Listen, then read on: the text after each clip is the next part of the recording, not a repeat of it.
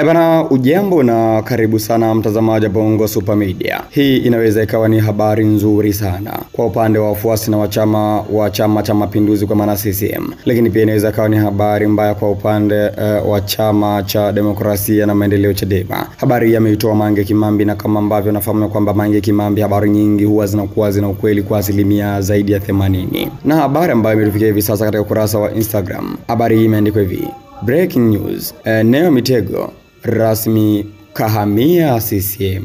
Ameweza kuandika hivyo Mange Kimambi, na pia ameweza kusema kwamba Neo Mitego amepewa zaidi ya shilingi milioni 100 kwa ajili ya kutengeneza nyimbo za CCM. Na ameandika hivi Mange Kimambi: hapa tunapozungumza tayari Neo Mitego ameshatengeneza wimbo wa CCM kwa ajili ya kampeni ya mwaka huu 2025.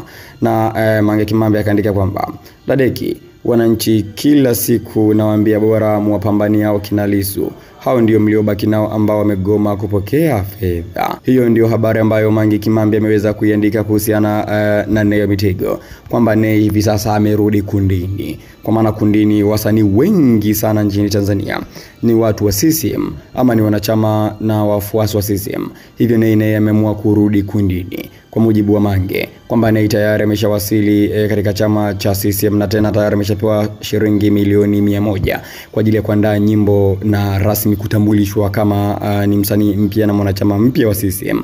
Lakini kwa upande wa Neo Mitego, kuna comment moja nimeiona katika mitandao mbalimbali ya kijamii, amesema kwamba hapana, never, kwamba yeye hawezi kuwa katika upande wa CCM.